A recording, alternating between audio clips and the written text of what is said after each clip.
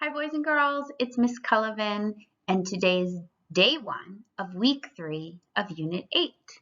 We have been spending 2 weeks talking about what America means to me or what America means to you. So today I'm going to introduce some new vocabulary words to you and then a quick grammar lesson. Ready? Our first vocabulary word is body of water. 3 words actually. Can you say body of water? One more time, body of water. And a body of water is just a large area of water. Could be a big lake, could be a huge river, could be the ocean. Okay, lots of large bodies of water we find in the United States. The swirly river that you see like that, that's the Mississippi River. That's in Mississippi. And then there's a nice picture of the blue ocean water. And that is a big body of water with that giant bridge going over the top.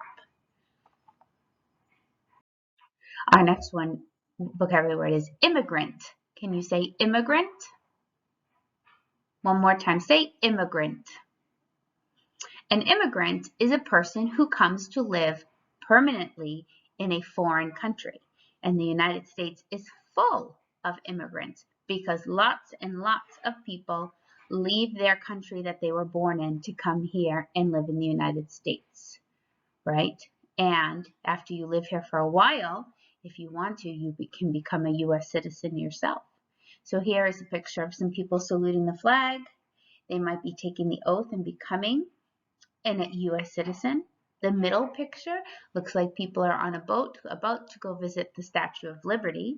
And we learned the Statue of Liberty is here to welcome immigrants to the United States. Some of your parents were immigrants. They lived in another country and then they moved here and started their families and live here now. Next one is landform. Can you say landform? One more time. Say landform. A landform is a natural feature of the Earth's surface. We learned about this in science. Could be glaciers, volcanoes, plateaus and canyons. Could be mountains and rivers and islands and lakes. So any kind of natural feature of the Earth is called a landform. Next word is monument. Can you say monument? One more time, monument. A monument is a statue, a building, or any kind of structure that is built or erected to commemorate or remember a famous or notable person or an event. So if there's a famous person that people want to remember, or something special that happened in history that they want people to always remember, then they might build a monument to remember them by.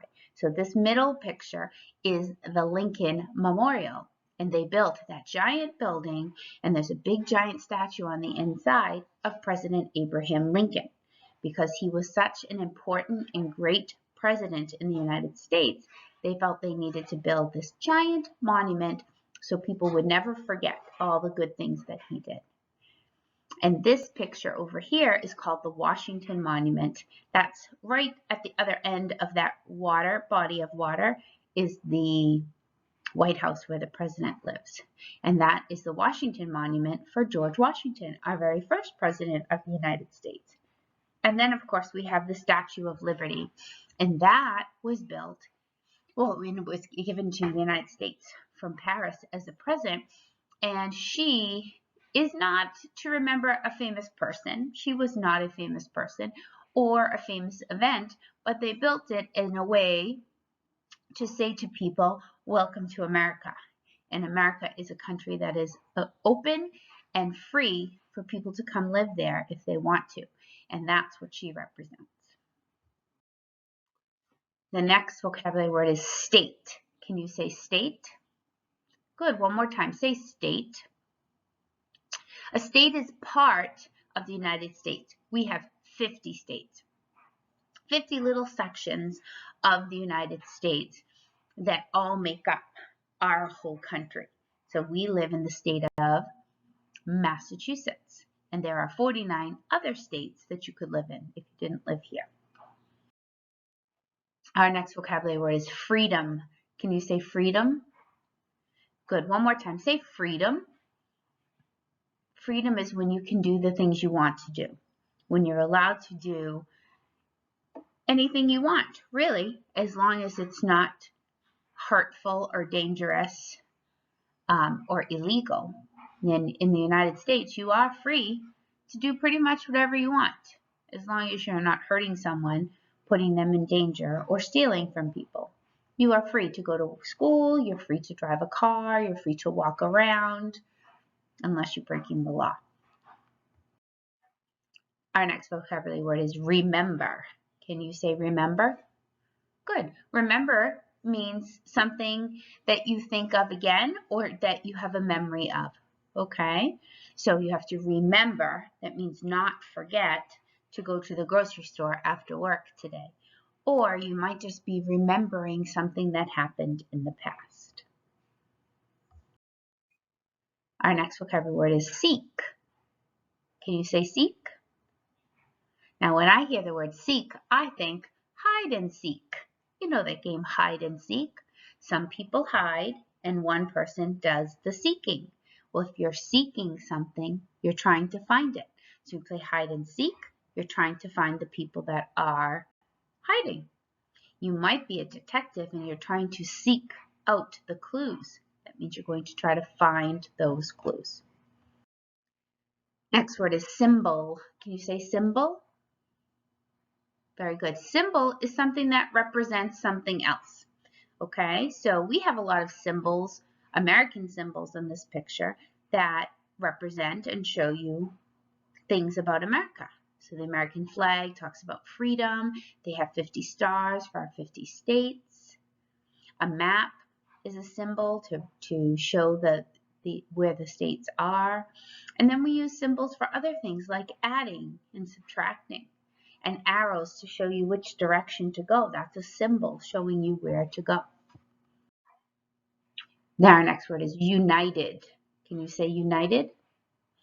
Now you might say, oh, I live in the United States of America. And you might not even think about that first word, United States of America. You might not even think about that. But when our founding fathers and the people that lived here before were trying to decide what they were going to call this country, they chose United States of America. United States means that when something is united, they agree and they work together.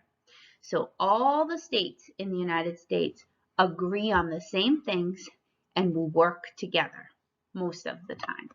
So the United States are all those states that are united, working together, of America, and America stands for North America, which is the name of the continent that we're on.